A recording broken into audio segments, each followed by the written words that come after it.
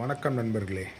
யார்ப்பா அது மொரட்டு மீச கொடூரமான பார்வைன்னா, ஐயா நான் தாங்க ஐயா மோட்டர் ஹெட் ஷனானிகன்ஸ். என்னப்பாச்சு திடீர்னு ஃபேஸெல்லாம் கட்டி வீடியோ போடுற அப்படின்னு சொல்லி கேட்டிங்கன்னா, ஒரு சில சம்பவங்கள் ஆயிருக்கு. அதெல்லாம் என்னென்னு பார்ப்போம். 4 மாதம் எங்கே சார் போனீங்க அப்படின்னு கேட்டிங்கன்னா, ஐயா நான் கொஞ்சம் பிஸி ஆகிட்டேங்கய்யா, இதை மன்னிச்சிருங்க. அது மட்டும் இல்லாமல் நம்ம இப்போ 1000 பேர் ஆகிட்டோம். 1000 சப்ஸ்கிரைபர்ஸ் எனக்கு கிடச்சிருக்கீங்க, மிக்க நன்றி. நம்ம சேனலோட பேரும் மாறப்போகுது. லோகோ பார்த்தீங்கன்னா தெரிஞ்சிருக்கோம், ரைபார் தமிழ் அப்படின்னு சொல்லிட்டு. என்ன சார் இது அப்படின்னா, ரைடிங் பார், அதாவது ஓட்டுறதோட அளவுகோல், அதான் ரைபார் தமிழ் அப்படின்னு பேர் மாறப்போகுது. மெயில் வந்துருந்துச்சு, மோட்டர் ஹெட் ஷனானிகன்ஸா, என்ன சார் பேர் இது ஒன்றுமே புரியல அப்படின்னு. அதுக்காக தான் பேரை மாற்றி 1000 பேர் ஆகிட்டோம் இல்லையா.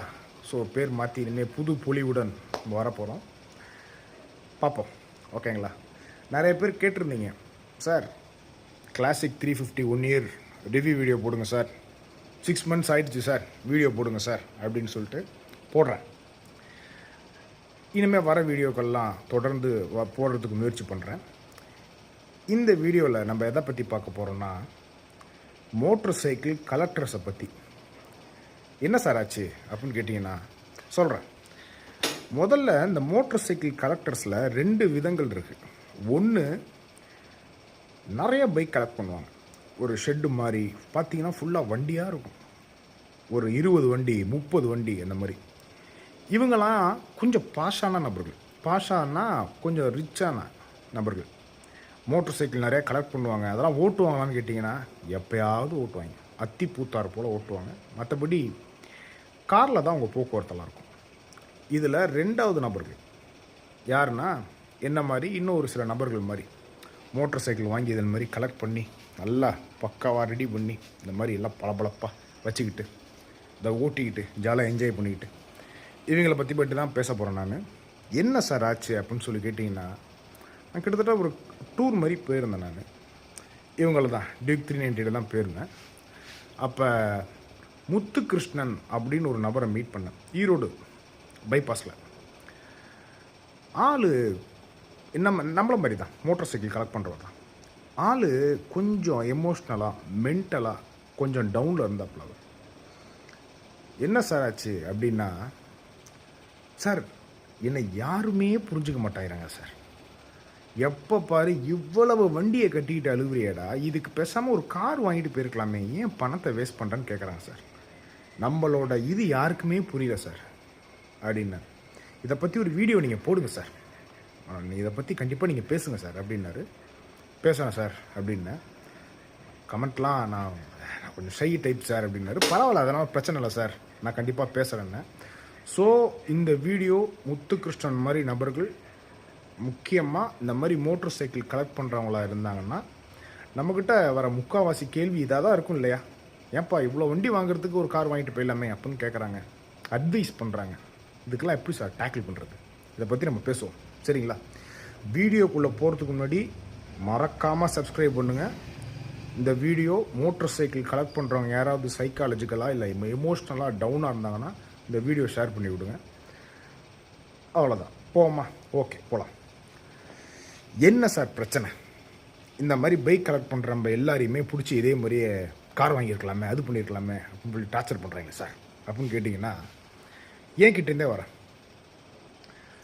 என்னை பற்றி நான் நிறைய வீடியோவில் பேசியிருப்பேன், பழைய வீடியோவில். நண்பர்களே, நான் ஒரு 2018க்கு முன்னாடி வரைக்கும் நான் பயங்கர குடிகாரன். ஐ எம் ஆல்கஹாலிக், ஓகேவா. என்ன அந்த குடியிலேருந்து மாற்றி மொத்தமாக டைரக்ஷன் மாற்றி கூட்டி வந்ததே மோட்டர் சைக்கிளிங் தான். 2018 கிளாசிக் 500 நான் வச்சுருந்தேன். அந்த பைக்கில் நான் டூர் போகாத இடமே கிடையாது. India point A to point B எல்லா இடமும் நான் சுற்றிருக்கேன், ஓகேவா. 2020 கொரோனா ஹிட் ஆனோன்னே நான் அந்த மாதிரி சுற்றுறதை விட்டுட்டு மோட்டர் சைக்கிள் கலெக்ட் பண்ண ஆரம்பித்தேன். இப்போ சுற்றுறது இல்லையா சார்னா, அப்பப்போ சுற்றுறது. இந்த மாதிரி தெரியுமா உங்களுக்கு, இந்த மாதிரி எப்போயாவது எடுத்துகிட்டு வெளில சுற்றுறது, அதை நான் பண்ணிகிட்டு இருக்கேன். ஸோ என்னோடய லைஃப்பில் ஒரு டேர்னிங் பாயிண்ட்டான்றது மோட்டர் சைக்கிளிங், இப்போ மோட்டர் சைக்கிள் கலெக்ஷன், ஓகேங்களா. சரி, இப்போது முத்துகிருஷ்ணன் இஷ்யூக்கு வரும். இதே மாதிரி எல்லாருமே சொல்கிறாங்க சார், ரொம்ப டார்ச்சர் பண்ணுறாங்க சார்னா. முத்துகிருஷ்ணன், நீங்கள் ஆடுகளம் படம் பார்த்துருக்கீங்களா? தனுஷ் நடித்த படம் ஆடுகளம். அதில் தனுஷுக்கு லவ் ஃபெயிலியர் மாதிரி ஒரு சீன் வரும். அப்போ அவர் பேட்டைக்காரன் அப்படின்னு அவரோட குருவை பார்க்க போவார். அப்போ அவர் மேலே சாஞ்சி அழுவார். அதுக்கு அடுத்த சீனில் தனுஷ் சாப்பிடும்போது இந்த பேட்டைக்காரன்றவர் ஒரு சில டயலாக்லாம் சொல்லுவார். அது யாருக்கு செட் ஆகுதோ இல்லையோ, உங்களுக்கும் எனக்கும் நம்மள மாதிரி மோட்டார் சைக்கிள் கலெக்ட் பண்ணுற எல்லாருக்கும் செட் ஆகும். என்ன சார் அப்படின்னு கேட்டிங்கன்னா, முத்துகிருஷ்ணன் நம்மலாம் யார்? மோட்டார் சைக்கிள் எடுத்துக்கிட்டு ஊர் ஊராக சுற்றுறவங்க, ஸ்டேட்டு டு ஸ்டேட்டு டூர் போகிறவங்க. நீங்கள் கொஞ்சம் பகுமானமாக இருந்தீங்கன்னா கண்ட்ரி டு கண்ட்ரி போகிறவங்க. அவ்வளோதானே. இதை ரெடி பண்ணுறது, இதை சர்வீஸ் விடுறது, இதுக்கு இன்சூரன்ஸ் எடுக்கிறது, ஸ்மோக் டெஸ்ட் எடுக்கிறது, நீங்கள் பழைய வண்டியை வச்சுருந்தீங்கன்னா எஃப்சி எடுக்கிறது, இதுக்கு இந்த மாதிரி அழகா அக்சசரிஸ்லாம் மாட்டி இதை பக்காவாக கழுவி நல்ல பாலிஷ்லாம் போட்டு இந்த மாதிரி ரெடி பண்ணி வச்சுக்கிறது, இதை எடுத்துக்கிட்டு ஜாலியாக ஓட்டுறது. அவ்வளோதானே சார். இவ்வளவு ஏன் சார்? என்னையே கேட்டிருக்காங்க சார். என்னையே கேட்டிருக்காங்க சார். ஏன்பா இவ்வளோ வண்டி வாங்குறியே, பேசாமல் ஒரு கார் வாங்கிட்டு போயிருக்கலாமே அப்படின்னா, வயசு கொஞ்சம் முதிர்ந்தவர்கள் பெரியவர்களாக இருந்தாங்கன்னா, ஐயா இது என் தனிப்பட்ட வாழ்க்கைங்க, சரிங்களா, நான் உங்ககிட்ட பணம் எதுவும் கேட்கல, பணம் கொடுங்க வண்டி வாங்கன்னு கேட்கல, நான் சம்பாதிக்கிறேங்கய்யா, நான் வாங்குறேங்கய்யா, இதனால எனக்கு மன நிம்மதி கிடைக்குதுங்கய்யா, இது என் தனிப்பட்ட வாழ்க்கைங்கய்யா அப்படின்னோன்னா அவ்வளோதான், ஸ்டெப் பேக். இல்லைப்பா நான் பொதுவாக சொன்னேன், இல்லைங்க வேண்டாங்கய்யா வாங்க வாங்க அப்படின்னு சொல்லி அனுப்பிச்சி விட்ருக்கேன். ஸோ அதுக்கப்புறம் அவங்கள்ட்ட எந்த பதிலும் வராது. இதே குடும்பத்தினர்கள் நிறைய பேர் சொன்னாங்கன்னா என்ன சொல்லுவேன்னா, அப்படின்னு சிரிச்சுட்டு கம்பமாக வந்துடுவோம். அவ்வளோதான், அவங்ககிட்ட எதுவும் பேச முடியாது. ஐயோ பார்த்தியா ரொம்ப இதுவாக பேசுகிறான், ஹார்ஷாக பேசுகிறான் அப்படின்னு. ஒன்றும் கிடையாது, வாங்க பாய் அப்படின்னு சொல்லிட்டு வந்துடுவோம். இதுவே நம்ம ஏஜில் இருக்கிறவங்க யாராவது சொன்னாங்கன்னா, என் நண்பர்கள் மாதிரி சொன்னாங்கன்னா, கார் வாங்கியிருக்கலாமேடா, பொத்திக்கிட்டு போடா, அப்படியே கார் வாங்கி அறுத்து கிழிச்சு தள்ளிட்டா அவர் பொச்சை சாத்திட்டு கிளம்புடா மயிறு அப்படின்னு நிறைய பேர் நானே திட்டி அனுப்பிச்சிருக்கேன். நண்பர்களே, இவங்கெல்லாம் பார்த்தீங்கன்னு வைங்களேன், இந்த மாதிரி கொஞ்சம் மெச்சூர்டான ஆளுங்கள்லாம் பார்த்தீங்கன்னு வைங்களேன், இவங்களோட எண்ண ஓட்டங்கள்லாம் பார்த்தீங்களா, பணம் பணம் இந்த மாதிரி இருந்ததுன்னா இது கார் வாங்கிட்டு போயிருக்கலாமே, ஈஸி மெயின்டெனன்ஸாக போயிருக்கோம், ஒரே மெயின்டெனன்ஸ் தான் காரு மெயின்டெனன்ஸாக போயிருக்கோம். இவங்கெல்லாம் நாளையை பற்றி எப்போதும் யோசிச்சுக்கிட்டே இருக்கிறவங்க. ஆஹா நாளைக்கு என்ன ஆகுதுன்னு தெரியலையே, நம்ம பணம் எப்படி சேவ் பண்ணுறதுன்னு தெரியலையே, அது பண்ணணும் இது பண்ணணும் நாளைக்குன்னு இந்த மாதிரி மென்டல் ப்ரெஷரில் மென்டல் லோடில் அலையிறவங்க. ஏன் நம்மளே எப்படி தானே, நமக்கு இது நம்மளுக்கு பண்ணால் ஒரு மென்டல் பீஸ் கிடைக்குதுல்ல, ஒரு ப்ரெஷர் கிடைக்குதுல்ல. கரெக்டு தானே நான் சொல்கிறது? கரெக்டு தானே. ஜாலியாக இருக்கும்ல, நம்ம இது கூட டைம் ஸ்பெண்ட் பண்ணும்போது கொஞ்சம் ஜாலியாக இருக்கும்ல. ஆனால் அவங்களாம் எப்போ பார்த்தாலும் மென்டல் ப்ரெஷர்லேயே அடையிடுவாங்க. சரியா, நம்மளே எப்படி தானே எப்போ பார்த்தாலும் ஏதாவது ஒன்று யோசிச்சுக்கிட்டு, ஆனால் இது கூட டைம் ஸ்பெண்ட் பண்ணும்போது ஹாப்பியாக இருக்கும்ல. சரி, இன்னொரு சம்பவம் எனக்கு நடந்தது, நான் என்னன்னு சொல்கிறேன். பைபாஸு, ஊர் பேர் வேணாம் ஓகேவா, பைபாஸில் ஒரு டீ கடையில் உட்காந்து காப்பி குடிச்சிக்கிட்டு இருக்கேன் நான். அப்போது ஸ்கூல் படிக்கிற பசங்க சார் 2 பேர் அப்படியே வந்தாங்க. வந்து இதில் தான் டியூக் 390 தான் போயிருக்கேன். இதை பார்த்தோன்னே டே இங்கே போடுறா டியூக் 390டா அப்படின்னு வண்டியை சுற்றி வந்தாங்க. நான் தம் அடிச்சுட்டு அப்படியே பார்த்துக்கிட்டு இருந்தேன். நான் பார்த்தோன்னா, அங்கிள் உங்கள் வண்டியான்னாங்க. ஆமாப்பா என்னோட தான். அங்கிள் ஒரே ரவுண்டு கூப்பிட்டு போகிறீங்களா அப்படின்னாங்க. நான் சொன்னேன், தம்பி நான் வேகமாக போவேன்ப்பா அப்படின்னு. அதான் வேணுங்களுக்கு வாங்க அப்படின்னாங்க. ஓ அப்படின்னு சொல்லிட்டு பிடிச்சி ஒரு பொடுசை பின்னாடி உட்கார வச்சுட்டு ஒரு திரு வந்து இறக்கி விட்டேன். ஈஸியாக தான், அது பைபாஸ் தான், ஸோ டிராஃபிக் அதிகமாக இல்லை. இறக்கி விட்டேன். இறக்கணும்னா எப்பா அப்படின்ட்டு இறங்கினான். இன்னொரு பொடுசை பின்னாடி ஏற்றி வச்சுட்டு ஒரு திரு, எல்லாம் மரண திரு, இப்படி சத்தம் மட்டும் கேட்டுச்சு, ஐயோ ஐயோ அப்படின்னாங்க. வந்து இறக்கி விட்டேன். ஜாலியாகிட்டாங்க சார். இறங்கினோன்னே அங்கிள் பயங்கரமாக இருந்தது அங்கிள் எப்பா அப்படின்னாங்க. நான் சொன்னேன், இது மட்டும் இல்லைப்பா என்கிட்ட இன்னும் 2 வண்டி இருக்குது அப்படின்னு சொல்லிட்டு நம்ம இன்டர்செப்டாரையும் கிளாசிக் 350 ஃபோட்டோ, எராக்ஸ் ஃபோட்டோ, யமஹா எராக்ஸ் ஃபோட்டோலாம் காட்டினேன். பா பயங்கரமாக இருக்கு அங்கிள், சூப்பர் அங்கிள் அப்படின்னாங்க. யூடியூப் சேனல் நான் காட்டினேன், சப்ஸ்கிரைப் பண்ணியிருப்பாங்கன்னு நினைக்கிறேன்.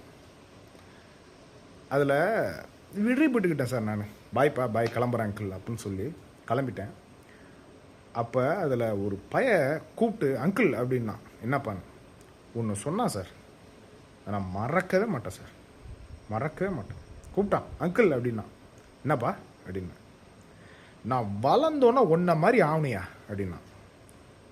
என்னப்பா சொல்கிற அப்படின்றதுக்கு, நான் வளர்ந்தோன்னே ஒன்றை மாதிரி ஆவையா, நான் ஒன்றை மாதிரி 4 வண்டி, முக்கியமாக இந்த டியூக்கு, இதை வாங்கி தெறிக்க விட்றேன், திருவுறையா, பறக்கிறேன் நான் உன்ன மாதிரி, சூப்பரியா அப்படின்னா. வக்கால வேலி நெஞ்சில் ஒரு 5 மெடல் ஏறினுச்சு எனக்கு. புரியுதா? இவங்களை பாருங்களேன் முத்துகிருஷ்ணன், இவங்களுக்கு வாழ்க்கைன்னா என்னன்னே தெரியல, நாளைக்கு என்ன ஆக போகிறோன்னே தெரியல. அவ்வளோ இன்னசென்ட்டாக இருக்காங்க, அவ்வளோ ஜாலியாகிட்டாங்க, அவ்வளோ ஜாலியாக இருக்காங்க. அவங்களோட ட்ரீம் இது முத்துகிருஷ்ணன். நம்ம அவங்களோட ட்ரீமை வாழ்ந்துட்ருக்கோம்யா. ஆக்சுவலாக யோசிச்சு பார்த்தீங்களா, இந்த குட்டி பசங்களோட ட்ரீமை வாழ்ந்துட்ருக்கோம். சின்ன வயசில் சூப்பர் வண்டி ஒன்று வாங்கணும், வாங்கி பயங்கரமாக ஓட்டணும், இது என் கனவு. ஆனால் இன்றைக்கி பாருங்களேன், இன்றைக்கி என்ன பாருங்கள், கவனிச்சிங்களா? சின்ன வயசில் என் கனவாக இருந்தது, ஒரு வண்டி வாங்கணும், ஜாலியாக இருக்கணும் அப்படின்னு பார்த்தேன். இன்றைக்கி என்கிட்ட 4 வண்டி இருக்குது சார், 4 பைக் இருக்கு என்கிட்ட, நான் ஜாலியாக இருக்கேன். புரியுதா உங்களுக்கு? அப்படி இருக்கும்போது இதனால உங்களுக்கு என்ன கிடைக்கிது சார் அப்படின்னா, இதனால நம்மளுக்கு மன நிம்மதி கிடைக்கிது சார். இது பண்ணால் நம்ம சந்தோஷமாக இருக்கும் சார், இது பண்ணால் நம்மளுக்கு மன நிம்மதி கிடைக்கிது, ஜாலியாக இருக்கும். இப்போ மணி என்ன தெரியுமா உங்களுக்கு? நான் வீடியோ போடும்போது மணி 12:45, நைட்டு 12:45 மணிக்கு உங்களுக்கு நான் வீடியோ போட்டுக்கிட்டுருக்கேன். ஏன்? பேஷன். அவ்வளோதான் சார், அவ்வளோதான். இது பண்ணால் நம்ம சந்தோஷமாக இருக்கோம்னா யார் என்ன சொன்னால் என்ன சார்? ஃபேமிலியில் சொல்கிறாங்க சார், இந்த காதில் வாங்கி இந்த காதில் விடுங்க சார், நீங்கள் பாட்டுக்கு உங்களுக்கு பிடிச்சதை நம்ம பண்ணலாம் சார், அதனால் எந்த பிரச்சனையும் கிடையாது சார். இன்னும் நான் ஒன்று சொல்கிறேன், முத்துகிருஷ்ணனுக்காக இருக்கட்டும், நம்மளை மாதிரி பைக் கலெக்ட் பண்ணுறவங்களா இருக்கட்டும், நண்பர்களே, நம்மளை மாதிரி பைக் ஓட்டுறவங்களா இருக்கட்டும், டூர் போகிறவங்களா இருக்கட்டும், நண்பர்களே, நம்ம சாவுற வரைக்கும் இப்படி தான் இருக்க போகிறோம். சாவுற வரைக்கும் இதான் பண்ண போகிறோம்.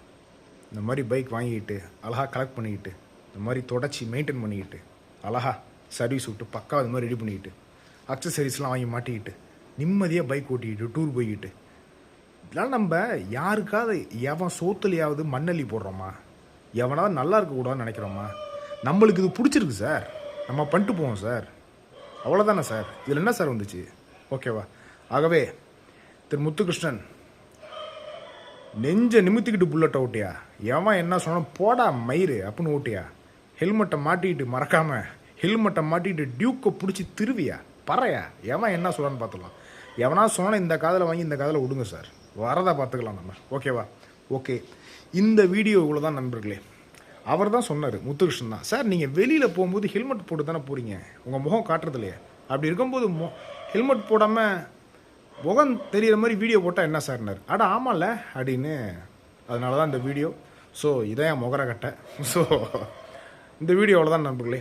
அடுத்தது இந்த பைக் ஒரு 1 இயர் வீடியோ கேட்டிருந்தீங்க, இந்த பைக் வீடியோ நான் போடுறேன்.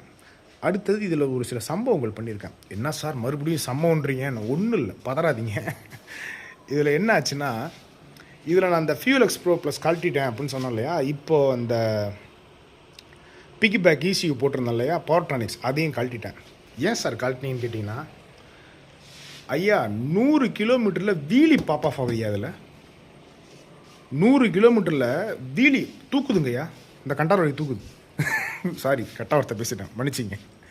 ஸோ பார்த்துங்க, எனக்கு பயமாக இருக்குயா, என் உயிர் எனக்கு முக்கியங்கய்யா. அதனால் எடுத்தாச்சு, எடுத்து கிளியர் பண்ணிவிட்டு இப்போது 6500 கிலோமீட்டருக்கு மேலே ஓடிட்டாங்க. அவங்க வாங்கி 6 மாதம் தான் ஆகுது. ஸோ 6500 கிலோமீட்டருக்கு மேலே ஓடிட்டாங்க. இவங்க நான் செகண்ட் சர்வீஸ் விட்டுட்டு வந்துட்டேன்.